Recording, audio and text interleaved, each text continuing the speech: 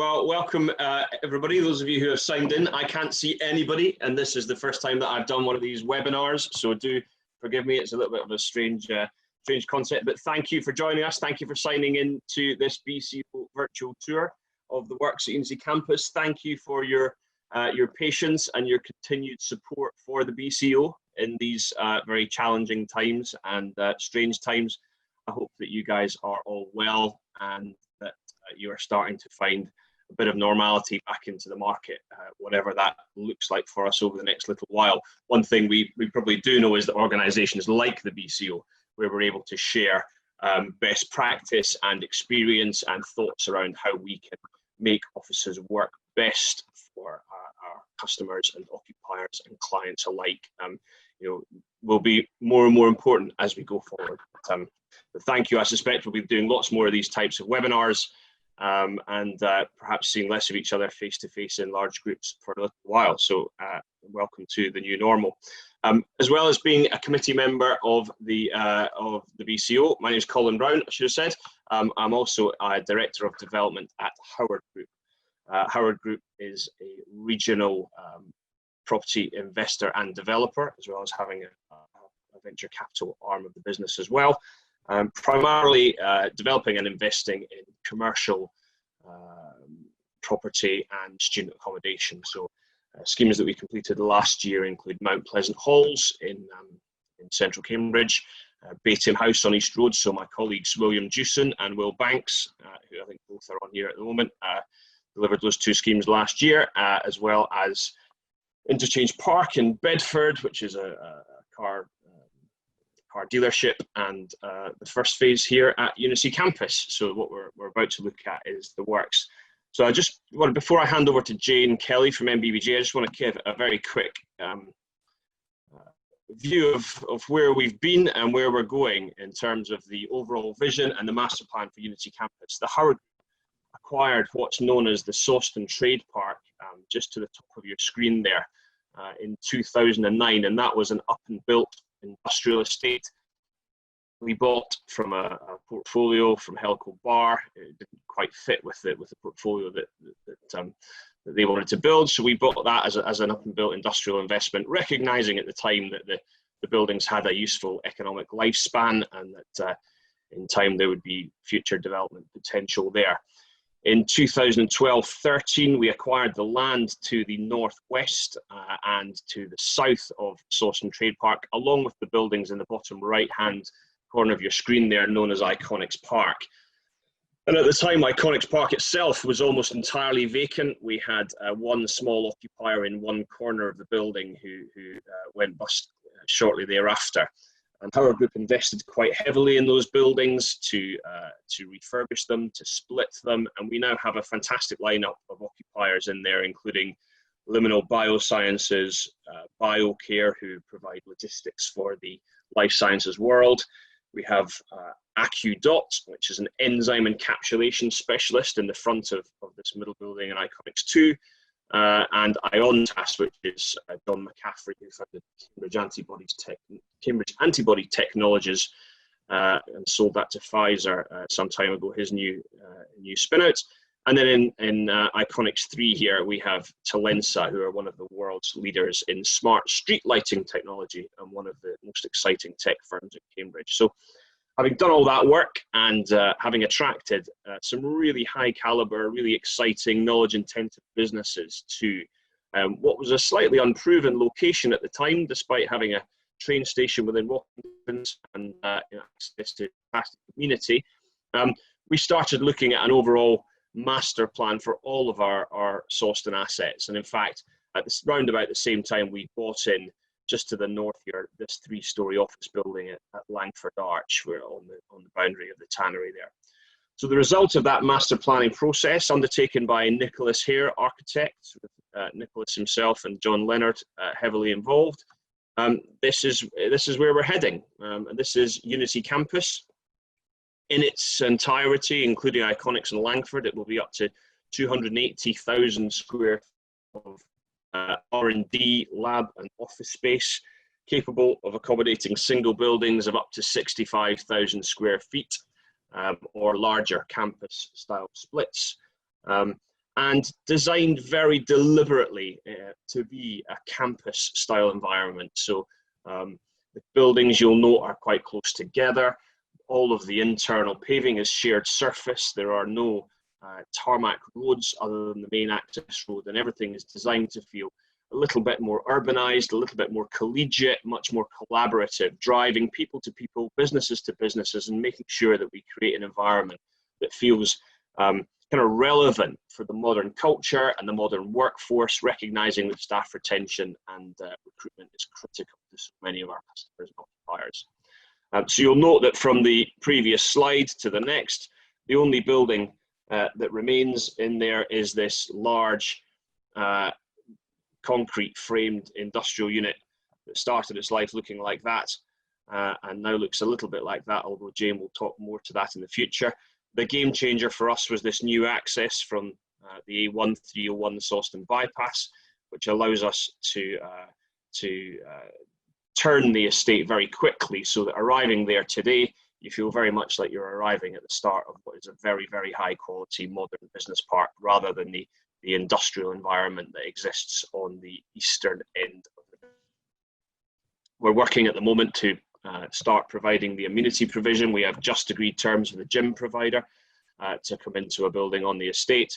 We've constructed about half of this multi-story, four-story, multi-story car park, and clearly the works which Jayne is going to talk to. So when we looked at the master plan here, and Nicholas here have done a great job, we actually interviewed NBBJ for that master planning role.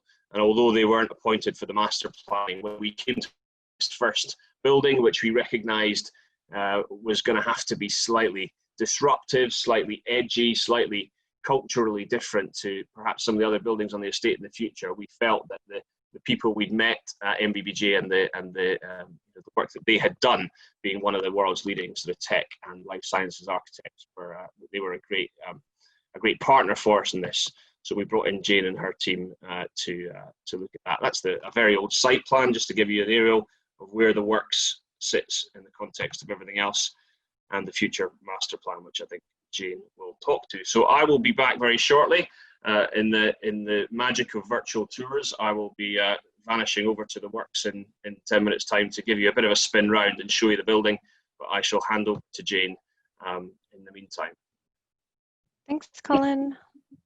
I'm just going to go and share my screen.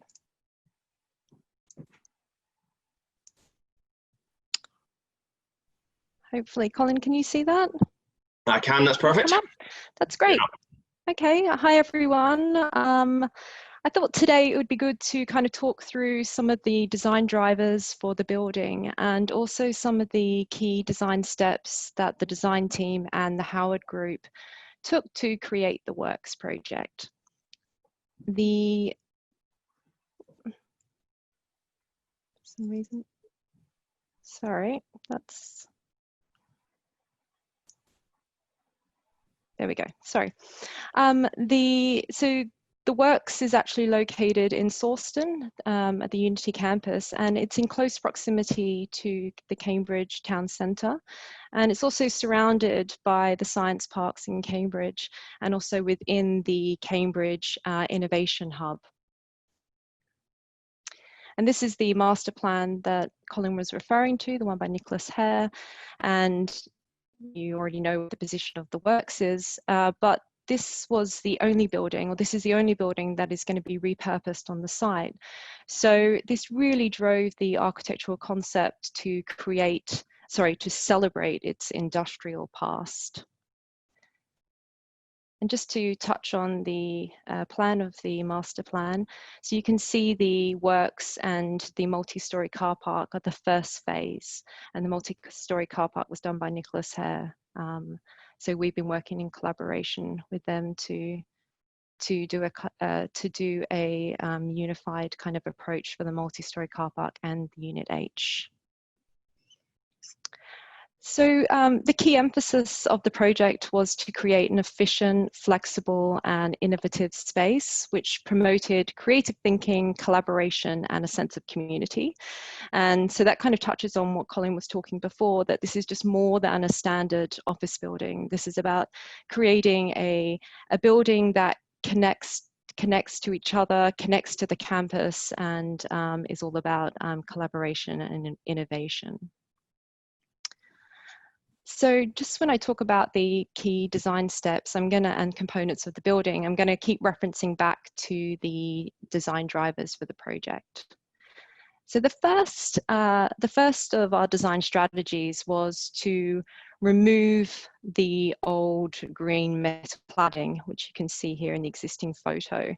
So it's kind of hard to see with the scale of the building, but the building is actually 36 meters wide and over 100 meters long. So this existing facade really visually dominated the site.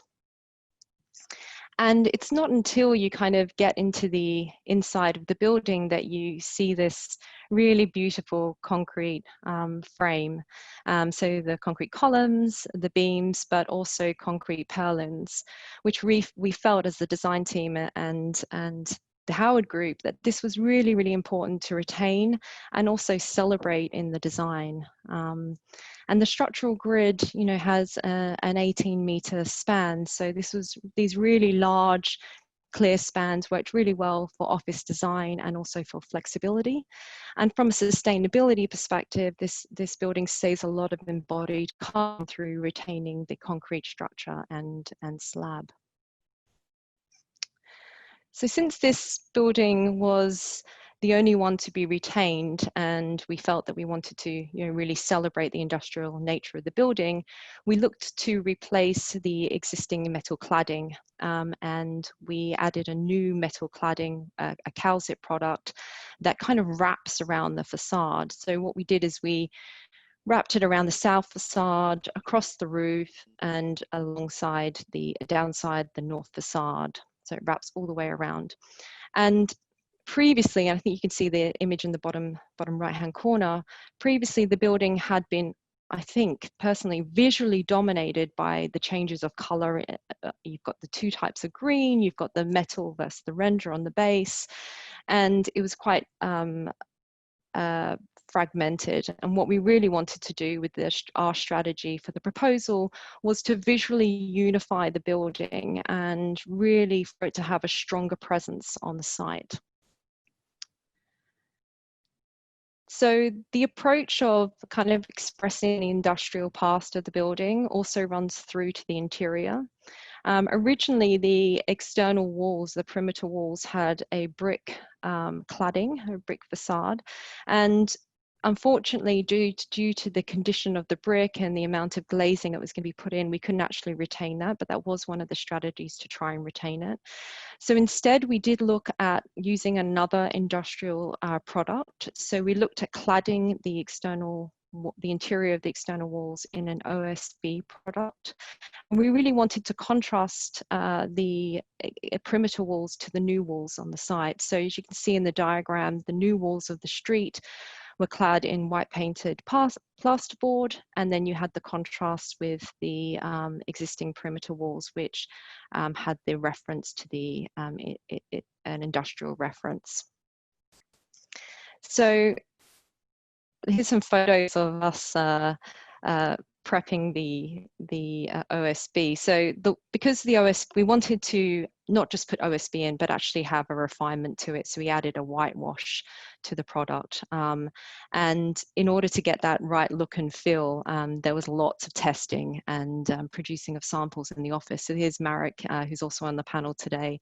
He was the project architect for the project, and here he is doing lots of samples and also working with Morgan Sindel on site to get the right kind of look and feel, which was really, really important to the process. And I'm glad that all this testing was done, because now on site we actually have the right kind of quality and the right look and feel for the space. I like to think that Marek's flat in London is now lined with lots of samples of OSB, different shades of white. Pro, yeah. Our next move was also to bring as much natural daylight into the space. So as I kind of suggested before, the footprint is very deep and long, and so daylight was really important. And we also wanted to create an interior that could look out and connect to the campus. So this led to providing 37% of glazing to the long north and south facades. whilst also providing a ETFE skylight down the middle of the street.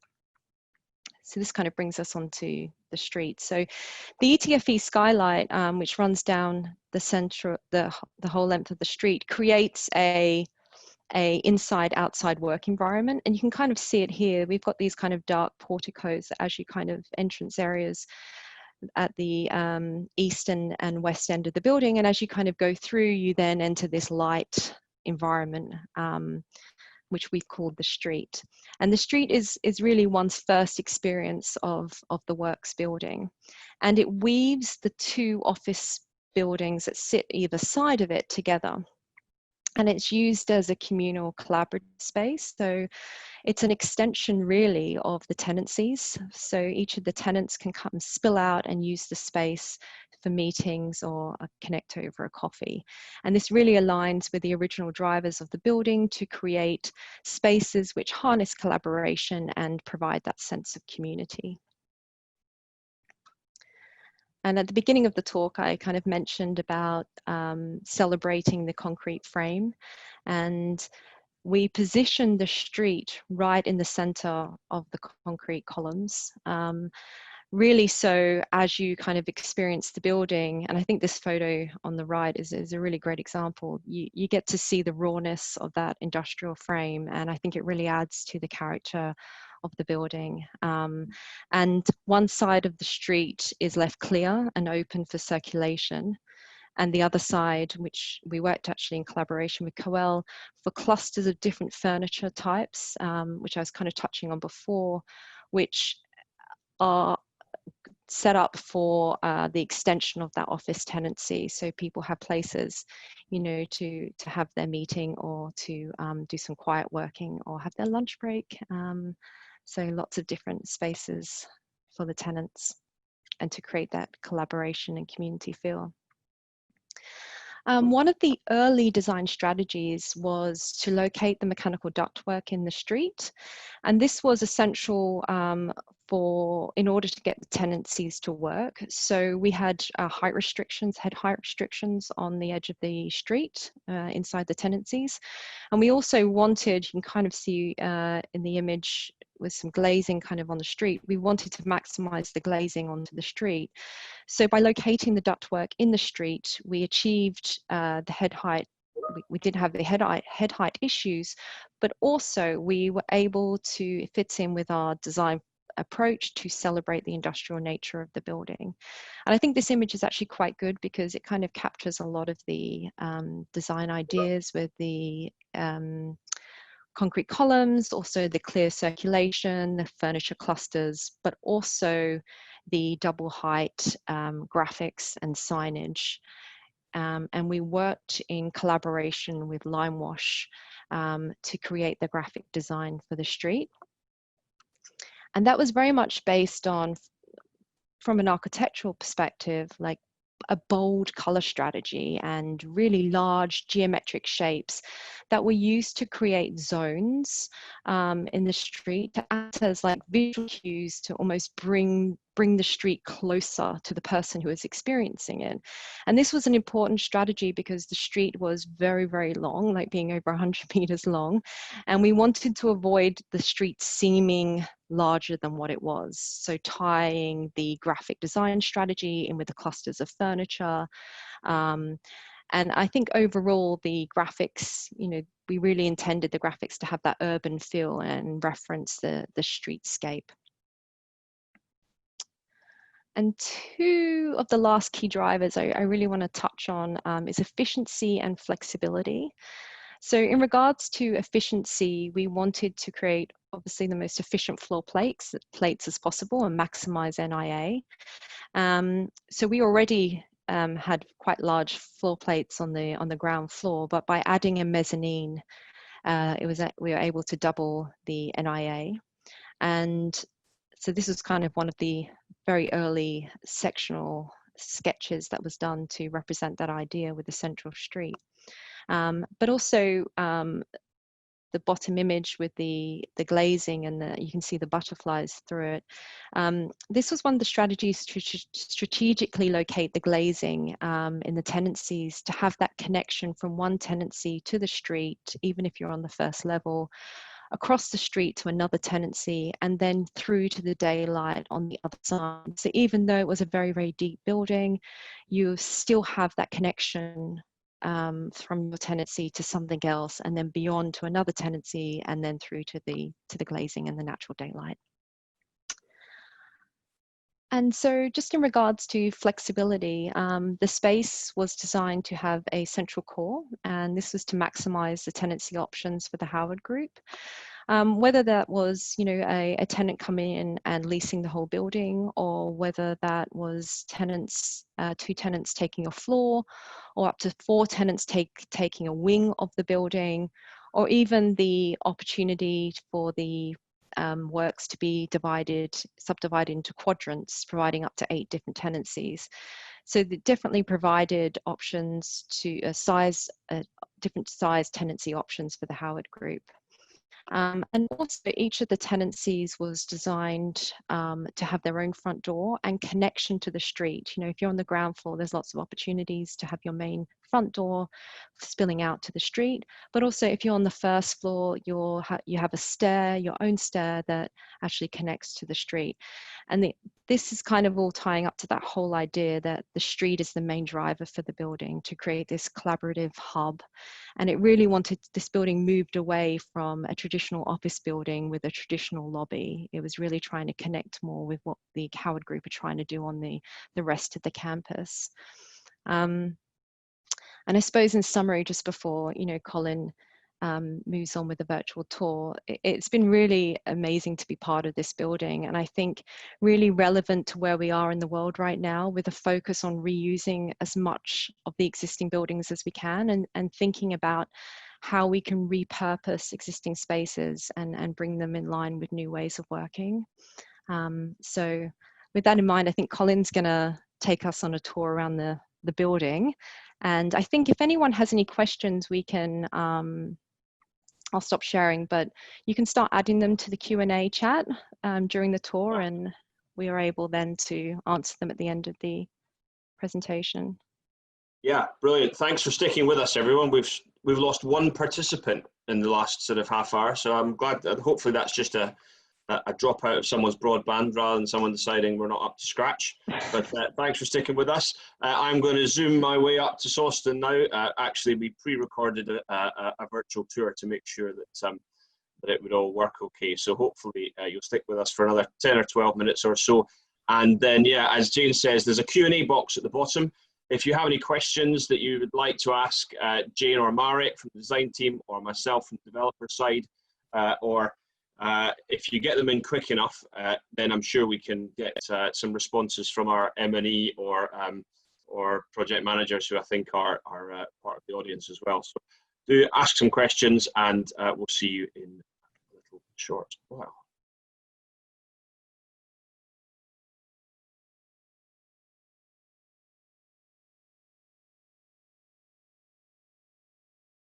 So welcome to Unity Campus. My name is Colin Brown. I'm a development director at the Howard Group, and we've had lots of people get in touch with us looking to have a quick virtual tour of the building, or trying to find some images of the building that we completed just the day before lockdown started.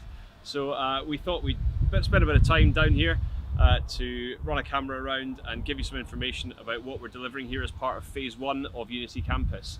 Just to give you a bit of a sense of where we are, we're sitting on the A1301 SAWSTON bypass, just a few minutes up from Whittlesford Parkway Station, where the A505 connects with the M11, just a 5-minute drive down the road. Into the north is central Cambridge at about 6.5 miles. That can be done either by train from Whittlesford Parkway, or by bike and using entirely cycle paths, or obviously using normal cars. So the overall master plan for Unity Campus allows us to deliver up to 260,000 square feet of new lab, tech, R&D and office floor space. The first phase is this building down here, the Works. It's a 65,000 square foot building over 2 floors with a big 6-metre wide atrium that runs down the middle of the building It's repurposed the old concrete frame from the original building and wrapped it in this very high quality roofing material called CalZip. We worked with Nicholas Hare Architects on the master plan for the whole of the outline consent, and with NBBJ, who have recently completed the ABCAM building up at the biomedical campus on the works as our phase 1 project. So when putting together the specification for the works, we wanted to ensure that we could address as many of the potential requirements as possible, recognising that there were a load of people who wanted to be in this South Cambridge cluster, but didn't necessarily want to be on a main science park or in very, very high-end lab buildings. So the strategy that we took was really to fit the ground floor out as what we would call shell and core plus. So it's effectively unfitted space with all of the internal wall finishes, really high quality glazing, curtain walling systems in and out through the street, but left with the old concrete floor in situ, which we've then overlaid with a self-leveling screed, and that appeals really well to people who want to bring in large bits of machinery or lab kit, also people who have vibration sensitive equipment and can't be working on a raised floor or anything like that. So we have this shell and core space that can and will be fitted out with HVAC systems, lighting and all that type of thing once the occupier requirement has been fleshed out, but is ultimately very, very flexible. We've left the castellated beams in situ, so the castellated beams allow for gases or electricity or ducting or cabling to be passed at high level around the building, ensuring that we keep as much height as possible. And also we have this hollow rib raft above which holds the upper deck for the first floor. And that hollow rib has a recess every 10 to 12 centimetres, allowing pieces of ceiling mounted kit to be fixed into those recesses without having to drill into the soffit. So that was a really fabulous innovation by NBBJ really to suggest that, and it means that anybody who's working under a particular piece of kit or a particular light that they need in order to undertake their role, it means that if they want to move that person, they can also move the overhead equipment using a handyman rather than getting a contractor in to drill out and then re-drill into the soffit above. So it's really ultimate flexibility on the ground floor, high loading, large doors so that people can get large bits of lab kit or pallets in and out. At the other end of the building we have HGV access to allow for people to have larger deliveries and that kind of thing as well. So really it's trying to make sure that there are lots of requirements around here who are not necessarily office occupiers. They may not be pure lab occupiers, but there's a big market for this, and certainly it's proved popular with the occupiers that we've spoken to so far. So the first floor of the works has been fitted out to a much more sort of institutional Cat A office spec. So it's accessed through these big steel staircases, internal cages and all that kind of thing.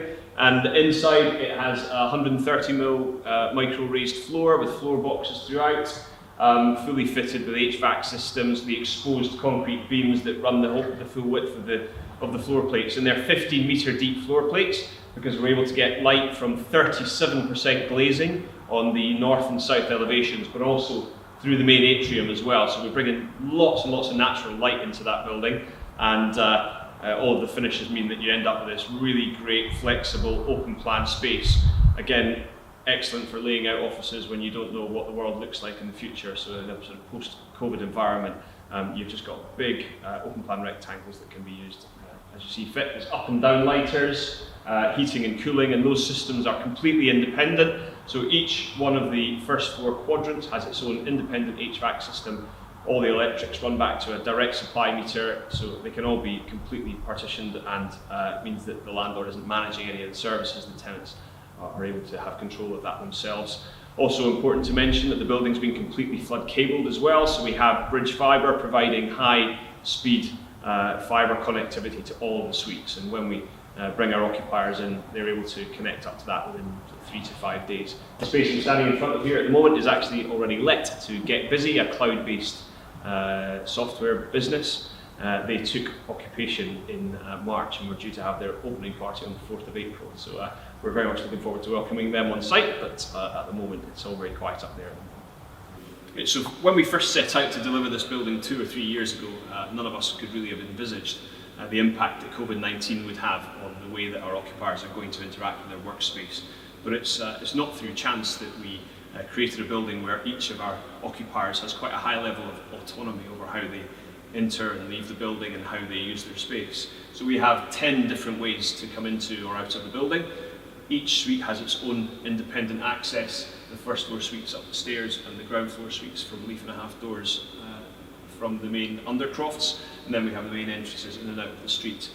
The HVAC systems are completely independent, so all of the air conditioning and heating and the fresh air handling, there's no recirculation of air there, which means there's no risk of contamination.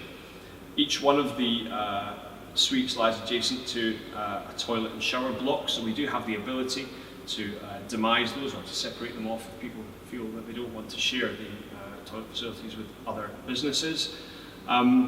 We're just very generous proportions in this big old industrial frame, so we have very, very flexible open plan office space which can be laid out in a number of different ways, as well as very, very wide open corridors with fresh air running through them within the street, which means that the building lends itself particularly well to being a multi-occupied building where tenants can use as much of the common areas as safely as they can, but also don't have to use them if they don't want to and come in and out.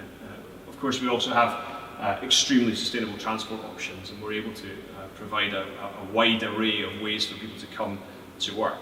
We have a big multi-storey car park with generous car parking provision. We've got Woodsford Parkway Station just down a 10-minute walk away, and catered very, very heavily for cyclists with 20 showers with good quality cycle parking and the cycle routes that take you in and out of Cambridge.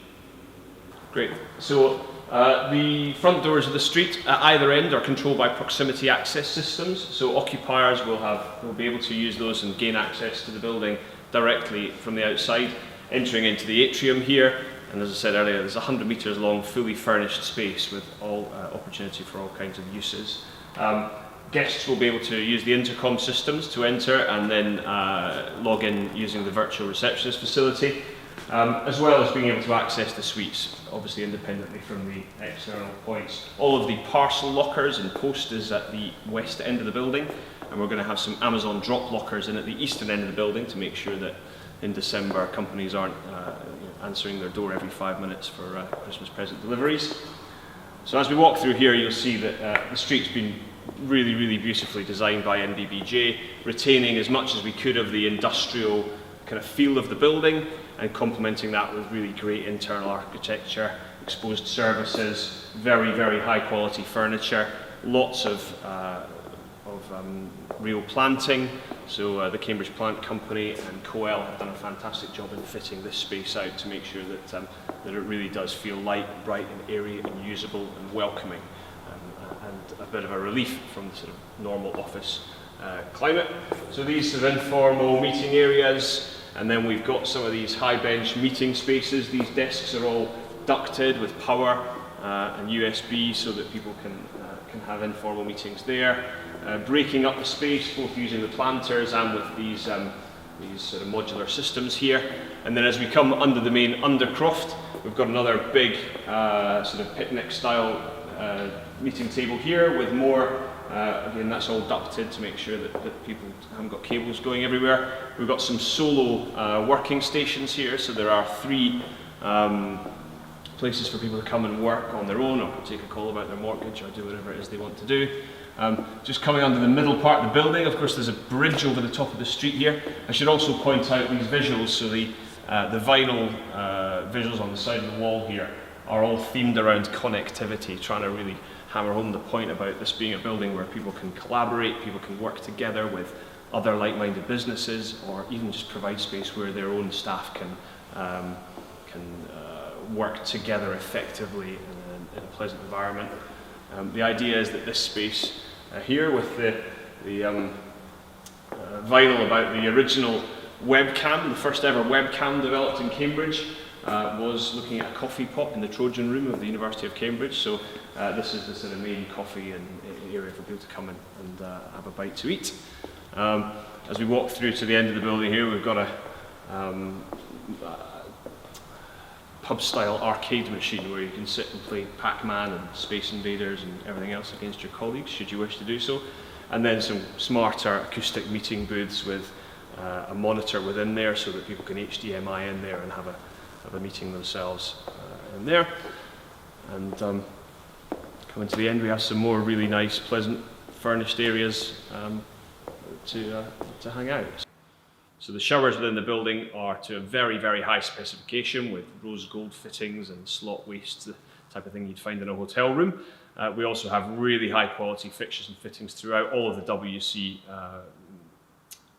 pods within the cores. Another thing to point out, there are 8 separate WC facilities which enable us in this short to medium term COVID environment to be able to demise those exclusively to occupiers should they feel sensitive about sharing facilities with other occupiers in the building. So in addition to availability at the works, where we have 7.5 to up to 30,000 square feet available in a variety of different configurations, we're also able to deliver pre-let buildings. We've got an outline planning consent for up to 250,000 square feet of 2- and 3-story office, lab, R&D facilities, and probably single buildings up to 65,000 square feet. So if you are looking for a bespoke building, we're ready to deliver that with an outline planning consent. So delivering a building of this quality, on this scale, and in the way that we've done it, hasn't been without its challenges to overcome. And our design team and delivery team have done a fantastic job. So we want to give a big thanks to NBBJ as architects for the scheme, Conisbee on the structural engineering, and Canham on the civils, 3PM who've been our project managers throughout, ACOM who did the cost consultancy, and Bedwell who had a lot of work to do on the M&E in the building. Not forgetting, of course, Morgan Sindel, who delivered the building for us as the main contractor, and their delivery architects at RHP, and Briggs & Forrester, who did the M&E in the building.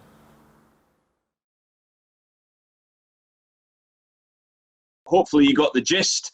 It's a great building. We're very proud of it. We've now signed up our second occupier during lockdown, so we've now got about 25% of the building let now, and lots of interest from other occupiers. But if you do know people who are keen on that type of space, then do get in touch. I have moved rooms because I was trying to improve my upload speed by using an Ethernet cable during that. But as I say, apologies if that wasn't brilliant. We've only lost 3 people from our webinar, despite that slightly clunky video. So again, thank you for sticking with us.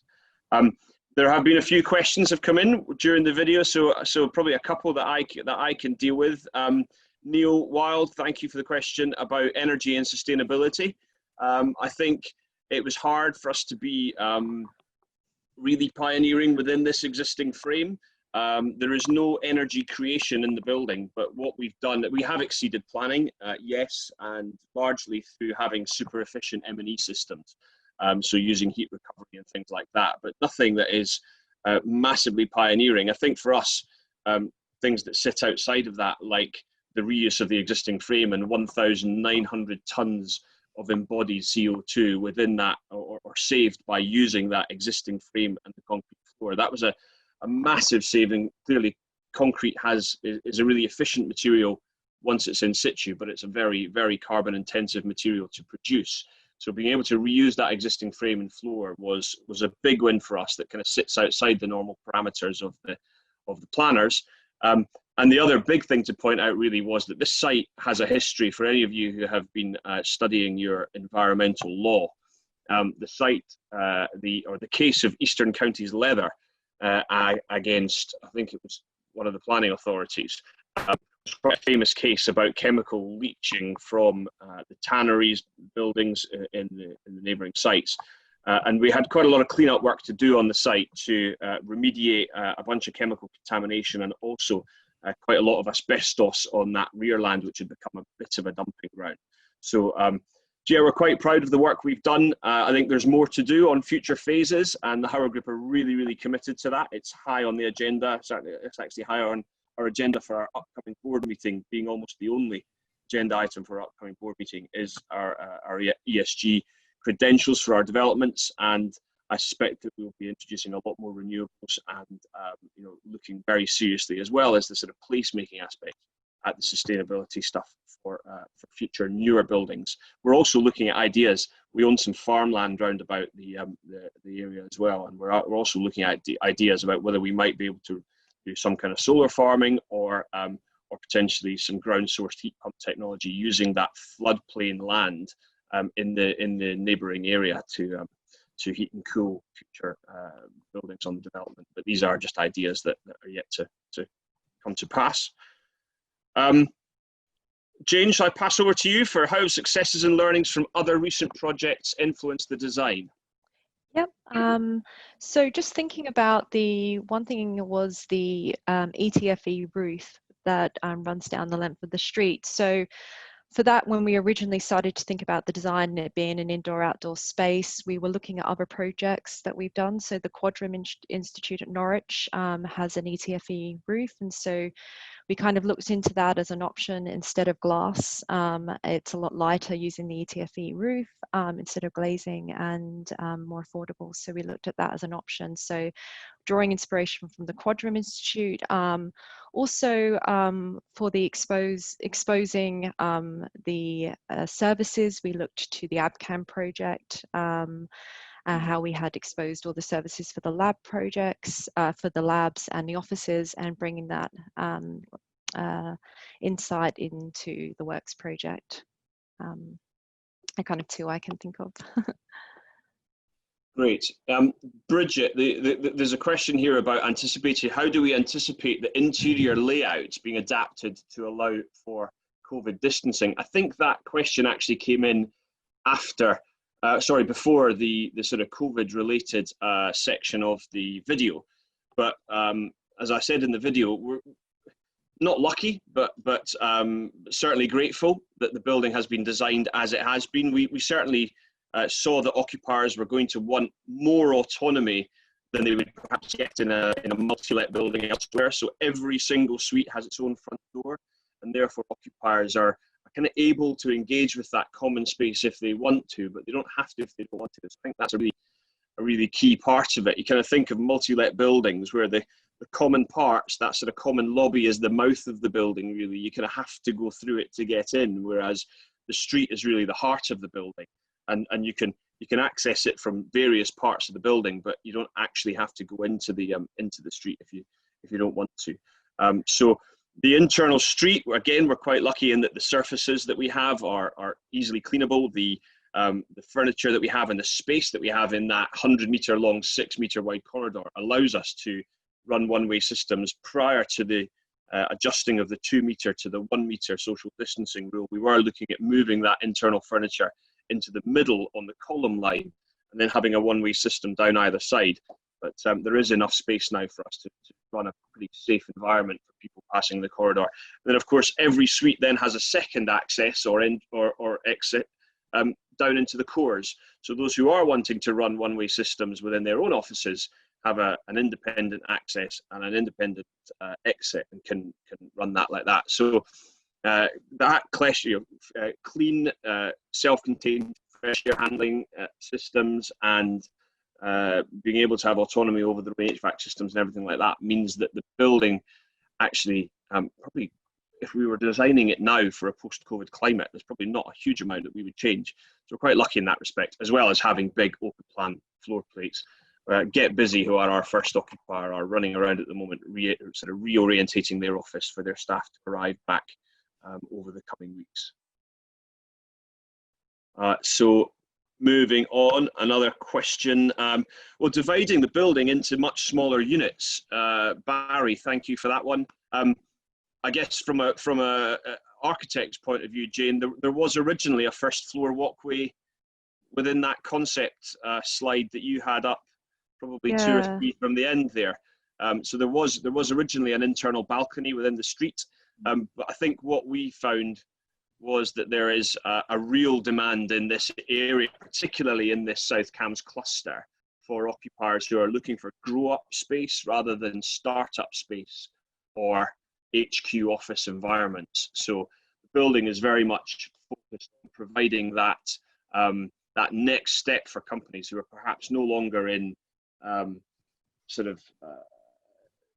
stage 1 funding research stuff, but have built a business, have proven concept, and are now looking for something that feels a little bit more grown up to move into. And it would have started to impact the core layout as well, having additional cores and breaking the building down even further. So we felt that this way kind of meant that there was one central hub for the core and the street which connected to it. Great. Accreditation schemes. Karen Fuller has asked whether we used any accreditations, BREEAM, WELL, Cycle Score. Clearly, BREEAM, we had a planning requirement to meet BREEAM very good. Getting better than that was going to be difficult purely because it's a speculative development, and using the existing frame and floor made it quite difficult for us to aim for anything higher than that on BREEAM. But as I said, there's other things that we did outside of BREEAM to kind of meet our own expectations and those of others and our occupiers about the sustainability credentials of the building. One of the interesting ones I'm looking at the moment is wire scored. So we have 10 gigabyte super fast fiber into the building and into every single suite, as well as a Wi-Fi that runs down the whole length of the street and will in the future run across the whole site. So I saw a wire scored platinum building recently announced down in Bristol. And I think wire scored is going to be more and more important to our occupiers, particularly in the post-COVID environment, as people are working more from home but needing really, really good quality access to fibre and to their own databases and servers, as I have just demonstrated by failing to upload that video very well. So that's, yeah, I think wire scored is a really important one as well. Cycle score, I haven't looked into it. A really interesting one, because we can cycle all the way into central Cambridge on cycle paths. We have 20 showers in the building, lots of cycle parking. We've upgraded the cycle path all the way down to Whistle Parkway Station for those who want to train and bike. So I haven't looked at the cycle score, but I will. That is all of the questions at the moment on the oh, there's another one in. Pradum, aside from the reuse of the structure, did we explore anything further with regards to circular economy principles? One for you, Jayne. Is that one that Sure, yeah. you're able to? So we didn't end up fitting out any of the interior spaces because we did a Cat A for most of the office, but I do think there would have been really great opportunities with the interior spaces to look at recycling materials for the interior. For the street, we looked at obviously keeping the existing slab floor and then putting the new walls up to express the contrast between the old material, the external perimeter walls. So really for the street, there was no recycled materials, but I definitely think opportunities for the interior fit outs if we get that opportunity to work on a fit out. Yeah. It's a really great suggestion. I mean, that BCO event recently down at, or the BCO event for the one Regent Street carbon neutral development for or passive development for CISL was a real eye-opener for me with regards to how much of this circular economy stuff is accessible and potentially warrantyable. I think that would have been one of the things that probably developers in the past would have felt quite nervous about.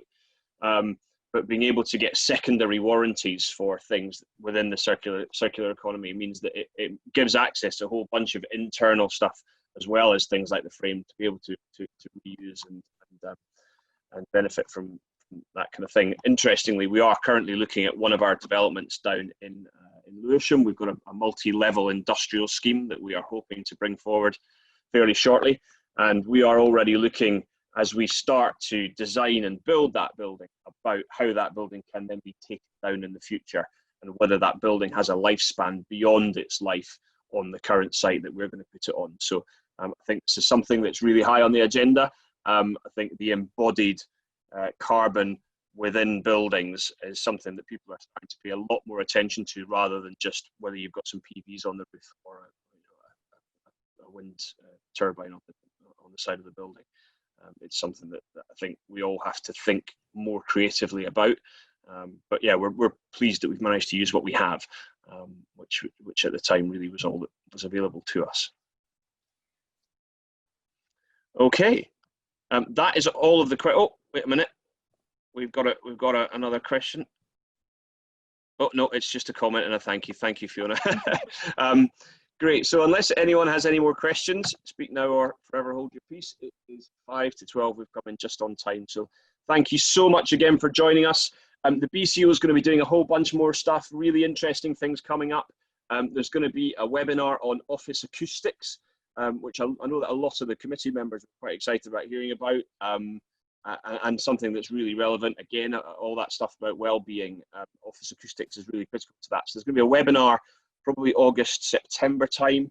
There's going to be hopefully another virtual tour of British Sugar coming up. There's going to be a virtual tour, we hope, of the new lab buildings at Baybroom, which I'm about, and one other I think we can get into there as well. So do keep tuned into BCO, do keep supporting BCO, and keep in touch with each other and your own networks.